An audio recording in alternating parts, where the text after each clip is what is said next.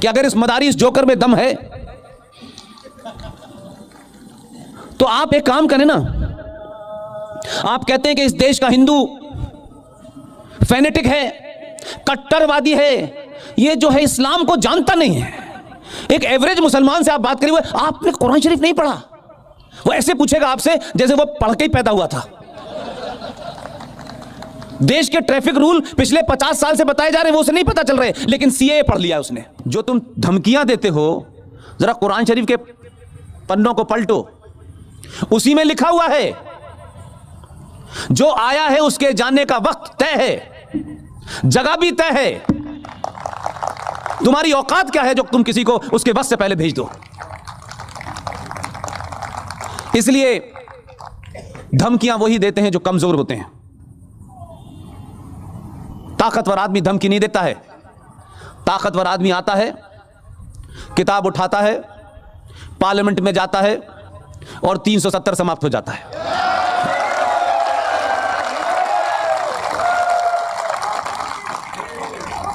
इसलिए यह जरूरी नहीं है कि जो धमकियां दे रहा हो वो बहुत ताकतवर होता है। हमने बड़ी धमकियां देखी। जो लोग निजाम मुस्तफा बसाना चाहते थे कश्मीर में, अल्लाह की हुकूमत बसाना चाहते थे, हमारे आजादी के आसपास के बौने नेताओं ने किन कारण से 370 दी मुझे नहीं पता, किन कारणों से 14 मई 1954 को 35 पे दी, किन किन के सामने और किन ब्लैकमेलिंग की वजह से उन्होंने दी मुझे नहीं पता। लेकिन मेरे दौर में मुझे यह पता है कि मुख्यमंत्री ने भी मुझे धमकी दी, पूरे राष्ट्र को देने लगी वो धमकी, और उन्होंने कहा 35 से जो छेड़छाड़ करेगा ये समझ ले कि जम्मू कश्मीर में फिर तिरंगे को उठाने वाला नहीं मिलेगा। एक मुख्यमंत्री शपथ लेकर के भारत के संविधान की यह हिम्मत करती है कि वो धमकी देती है। सिटिंग चीफ मिनिस्टर, उस पर देशद्रोह का मुकदमा चलना चाहिए था, लेकिन सरकारें और समाज ने खामोशी इख्तियार की, इसलिए उसको लगा कुछ और बोलो। कुछ लोगों ने नजरअंदाज कर दिया, उसने दूसरा बयान दिया मुख्यमंत्री होते हुए। अगर इस पे फैसला आ गया, जबकि 35 पे की सुनवाई भारत की सुप्रीम कोर्ट में चल रही थी, यह विश्व हिंदू परिषद के ऑफिस में नहीं चल रही थी, सुप्रीम कोर्ट में सुनवाई चल रही थी। वो जजे को चैलेंज कर रही थी, इस देश की न्यायपालिका को चैलेंज कर रही थी। वो न्यायपालिका जो कंटेम्प्ट ऑफ कोर्ट करती है, किसी गरीब को पकड़ के खड़ा कर देती है। हिम्मत नहीं हुई उनकी कहने की। उसने कहा अगर आया तो हम हिंदुस्तान के 1947 जैसे हालात कर देंगे। बहुत लोगों को बुरा लगा। मैंने कहा आपको करने की जरूरत नहीं है, हमने जो आदमी भेजा है वो 1947 से हिसाब लेना शुरू करेगा।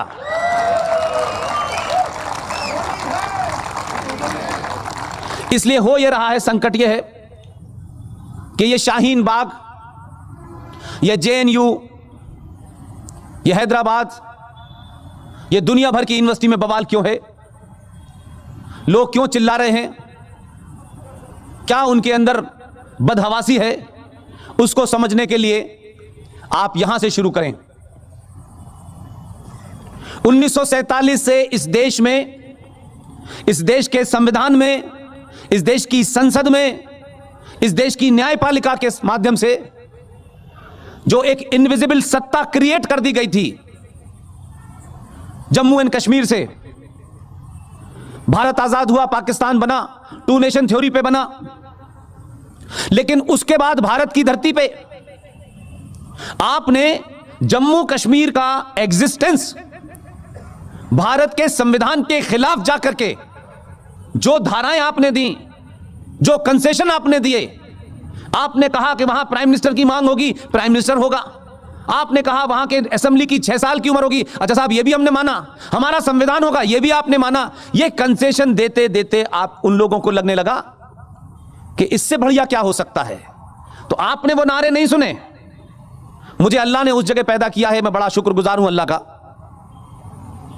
कि जहां से पाकिस्तान बनने का आइडिया डेवलप हुआ और कई लोग यहां से गए और वहां के प्राइम मिनिस्टर और डिफेंस मिनिस्टर बने। और बकौल RSN सिंह साहब के कि जिंदगी का आखिरी सफर जो मेरे सहाफत का, जर्नलिज्म का था, वो भी उसी मुल्क में आखिरी करवाया 12 साल का, जहां यहां के लोग कहते थे कि अगर हमारी आवाज को दबाया गया तो सरहद पार चली जाएगी। तो मैं उस सरहद पार देखने गया था कि इनकी आवाज को सुनता कौन है। वो मेरी जिंदगी का, प्रोफेशन का आखिरी असाइनमेंट था। उसके बाद मुझे नहीं मालूम कि मेरी जिंदगी में आर.एस. सिंह जैसे लोग, जी.डी. बख्शी जैसे लोग, सुशील पंडित जैसे लोग कैसे इतना मुझे मुतासिर कर देंगे, कैसे इतना इन्फ्लुएंस कर देंगे कि इन लोगों ने कहा कि कुछ ऐसे मुद्दे हैं देश में जिस पे लोग बोलने से डरते हैं, कतराते हैं, आप कुछ मुद्दों को उठाइए। मैं बहुत सीधा साधा सा आदमी था, ये आर.एन. सिंह साहब ने बिगाड़ा है मुझे। और मुझे खुशी है, आज मैं पूरे फख्र से कह सकता हूं कि आर.एन. सिंह साहब इस देश के हर बच्चे को बिगाड़ दे तो अच्छा है।